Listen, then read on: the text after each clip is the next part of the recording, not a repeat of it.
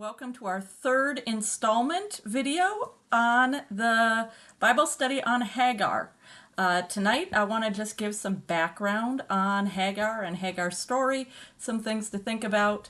Next week we'll post the discussion questions, and then of course the following week, Sunday evening at 6, I believe that's August the 18th, Sunday evening at 6 will be our Zoom gathering.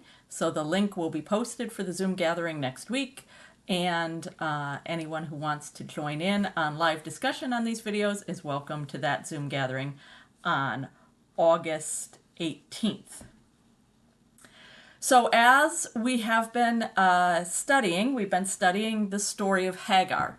The story of Hagar is a story of Sarah and Abraham, essentially, because Hagar is their slave girl. So she is a secondary character in their main story. Now, if you followed along with the video, the first week's video, or the first month's video on on Sarah, you already know the basics of Hagar's story. That Sarah and Abraham were trying to get pregnant. They were unable to get pregnant, and so they cooked up this little plot to have Sarah have a child via her slave girl Hagar. This is not the only example in the Bible where someone has a child via a slave girl. So this is apparently a somewhat common way of bringing children into the world in that time. That is not to say that that we approve of it, that in our time that would be remotely acceptable. Someone did mention to me, well, we still in our time, we have surrogacy. And I would argue that yes, we do have surrogacy, but there are ethical ways to do surrogacy, and ethically, surrogacy is done with the full consent and compensation of the surrogate mother. In this case, as we hear this Bible story, it's quite clear that Hagar is neither consensual nor compensated. She is a slave girl. She has to do what she is told. And in fact, when she doesn't, when she chooses to have some agency of her own, which doesn't happen very often in the story, but when she does choose to have some agency of her own, she gets kicked out twice. Well, the first time is for her agency, that she lorded it over, if you will, over Sarah. The second time is because her son was playing with the quote-unquote true heir, Isaac, and Sarah felt perhaps that was dirtying her true son Isaac's reputation, or whatever. So there are two times that it's quite clear Sarah has no agency of her own, and therefore in this power dynamic, this isn't a surrogacy as we would think of modern surrogacy done ethically. This is, to be clear, this is a rape of a slave who had no say in it. So Abraham and Sarah certainly do not come off as saints in this story. So I wanted to just spend a little time on that. The story involves slavery, and of course in our modern time and society we would certainly not be promoting slavery in any way. I would argue that slavery still does exist, unfortunately, in our modern society, and sexual slavery in particular. Human sex trafficking is a significant problem. I have family members who have worked in the social services, working with victims of human sex trafficking, so I'm aware of some of the pain and agony that causes. And I would say Hagar's situation or relationship is much more comparable in modern times to a human sex trafficking sort of situation rather than a surrogacy situation. So certainly our modern ears don't approve of slavery, nor should they. But it was a fact of life in the time of Sarah, Abraham, and Hagar. Not saying that that's right, I'm just saying that that's a fact of life. It's clear in the story that Abraham has very little care for Sarah or for Hagar, and that Sarah has very little care for Hagar. Hagar is not a trusted and beloved family member by any means. Sarah abuses her. When she brings the situation to Abraham, Abraham's like, hey, she's your slave girl. You deal with her. You do whatever you want. Not my problem. Abraham seems only to care about Hagar in the sense that he cares for his son Ishmael. So it does mention at one point that he grieves for his son Ishmael, but there's no mention that he ever cares about Hagar. There's definitely abuse in the story. Hagar is abused physically and sexually by Sarah and Abraham. She does run away from that abuse, and certainly in the story, as you read it, you might wonder why God would send her back into the abuse. So there's at least one situation where she runs away, and then God sends her back, and then the second situation where she runs away, or she's cast out, and then she goes about her life outside of the family of Abraham and Sarah. I don't know that you can really redeem the story where the angel of the Lord sends her back into abuse. I find that very troubling.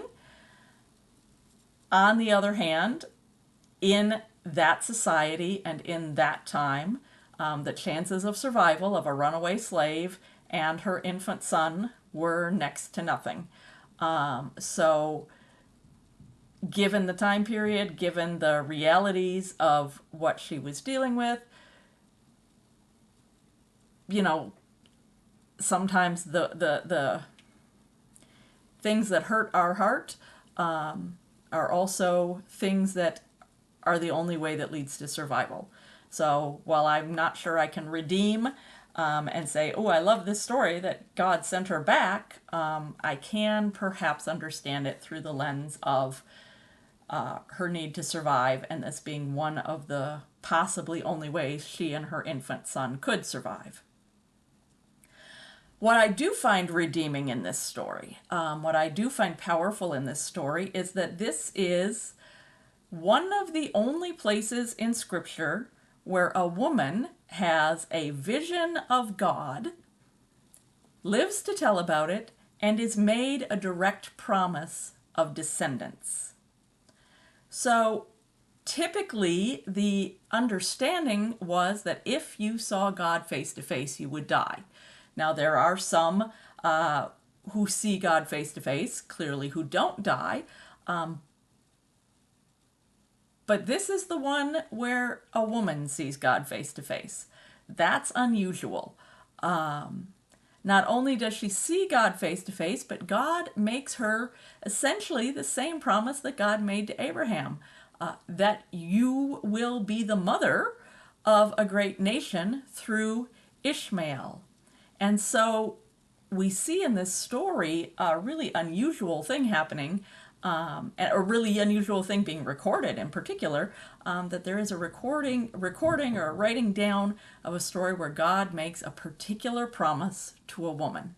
And the promise is repeated twice, much like Abraham's promise is repeated multiple times, that Ishmael will be the father of a great nation.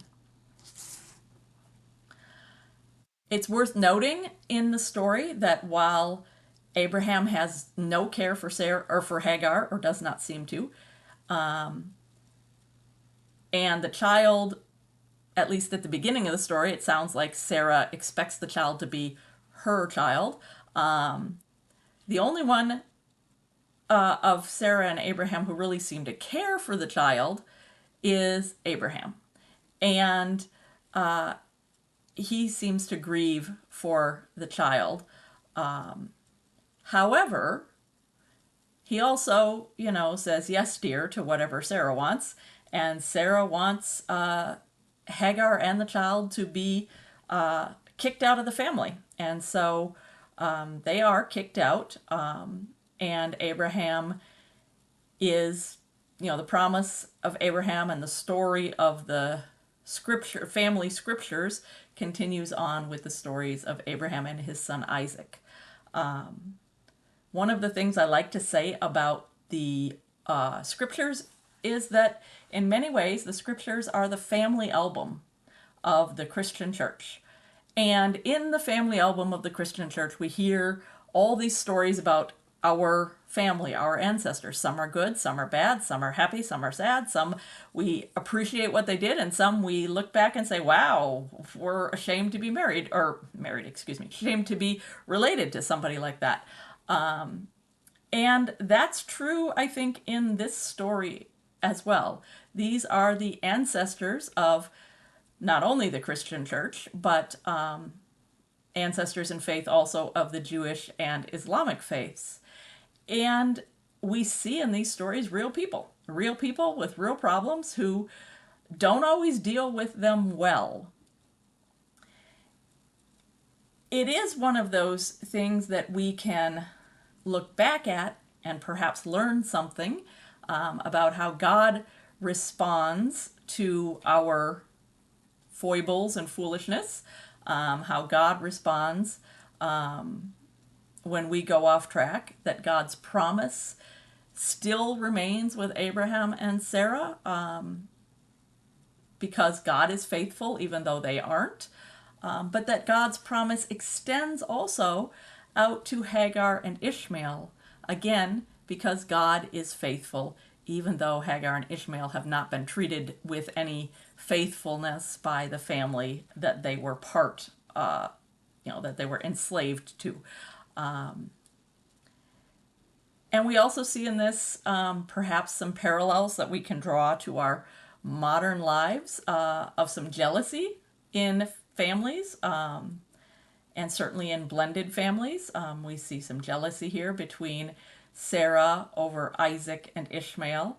And we see Abraham, kind of just stepping back and saying, hey, happy wife, happy life, you figure it out and I'll accept whatever you say. And perhaps we can learn something about the agony and pain that comes from the types of jealousy that can happen in unique family arrangements. Now, I keep using the word family, but I'm not saying that Hagar was in any way treated as family. She was clearly treated as a slave. Ishmael, on the other hand, sometimes is sort of treated as family because he's technically, he's definitely the child of Abraham, and he's sort of kind of supposed to be the child of Sarah, though she casts him aside as soon as her biological child, Isaac, comes along. So in some ways he's kind of part of the family, but of course not treated as family in the sense that he's kicked out and sent packing with his mom. So it's a difficult story. It's a difficult set of relationships. And again, I think we look at these Old Testament stories not to see perfect people, but to see God's work in the world in situations that are highly imperfect. And perhaps we can find some hope in that for our own situations, which are also highly imperfect, that God remains faithful to Abraham, to Sarah, to Isaac, to Hagar, and to Ishmael. And as we see that, then perhaps we find hope for ourselves that God remains faithful also to us in our imperfect situations and our broken families and our mix of whatever it is that makes us who we are. So that's kind of what I wanted to say about the scriptures for this month, the scriptures on Hagar. Next week we'll have the discussion questions, and then after that the Zoom gathering for discussion. So God bless you all. Have a great night, and I will be back on video next week again.